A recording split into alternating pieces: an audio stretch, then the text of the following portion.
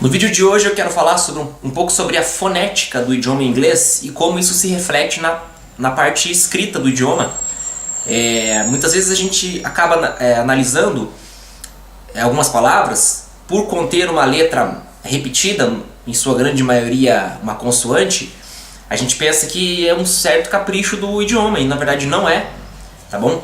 Quero mostrar nesse vídeo de hoje que na realidade o fato de eles acrescentarem algumas letras a mais não é mero capricho. Isso vai refletir e vai guiar totalmente a maneira como a gente pronuncia a palavra, tá bom? Não é capricho.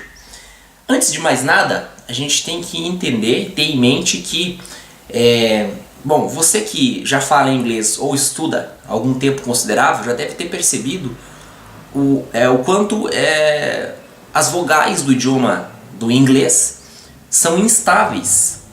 Ou seja, a, que em inglês pronuncia-se a, nem sempre, nem em todas as palavras, ela possui som de a. Em algumas ela possui som de o, em outras ela possui o som de e. Respectivamente, aí esse leque ele se abrange mais pela questão regional e de sotaques. Mas o que eu quero dizer é que é instável na questão fonética, ou seja, de acordo com a distribuição delas dentro de cada palavra.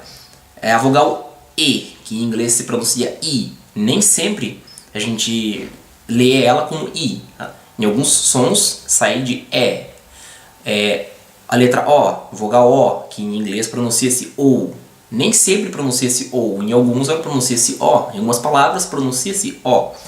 U, que em inglês pronuncia-se you, nem sempre pronuncia-se you. Em alguns casos, em a grande maioria deles, pronuncia-se a. Em raros pronuncia-se u mesmo, como u em português. Outra mais, I, que em inglês se pronuncia I. Nem sempre a letra I em inglês pronuncia-se I. Muitas vezes pronuncia-se E, com som entre I e E.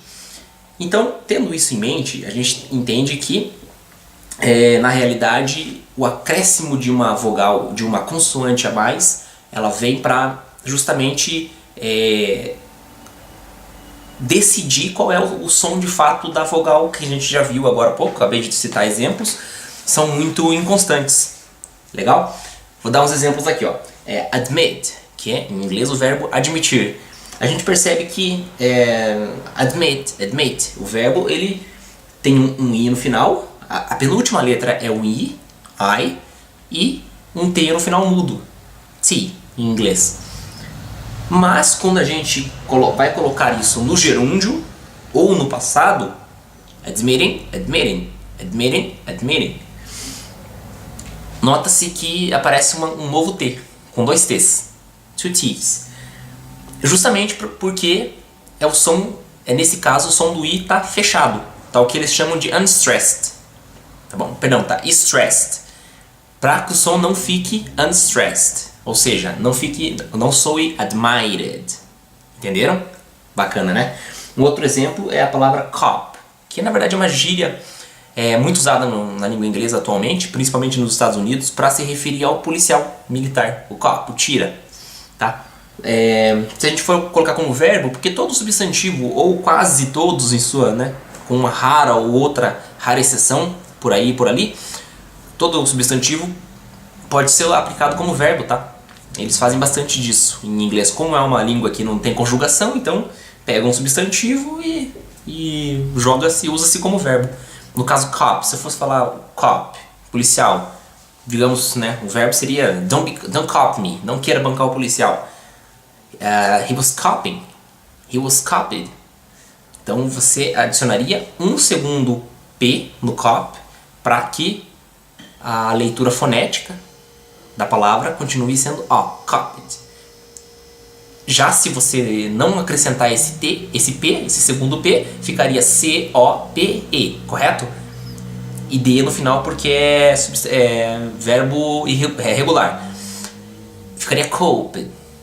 A gente sabe que o verbo cope, C-O-P-E, significa lidar, enfim, lidar com algo. Então já mudaria toda a palavra, notando que esses dois P's de copied ou copying não são à toa.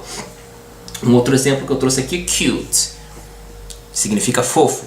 Agora, se a gente pegar o verbo cut, que tem apenas um T no final, e for usar ele no gerúndio, cortando, cutting, com 2 T's, porque senão ficaria cuting.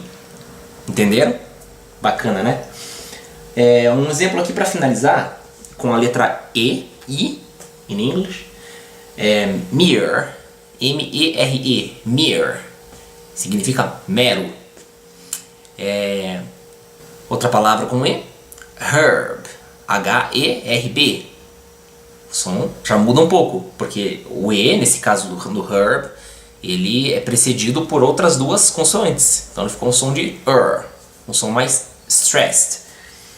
E metal, que aparentemente quebra a regra, e porque na verdade está seguindo, a letra E, no caso E, precede uma vogal e logo uma consoante, logo uma vogal. Só que essa vogal está precedendo um L. Então, na questão fonética, esse A não existe. Metal. Onde está o A aí, foneticamente falando? Então, nesse caso, a gente vê também a diferença de pronúncia de uma letra em determinado ponto da palavra que ela se encontra, beleza? É isso aí. Valeu!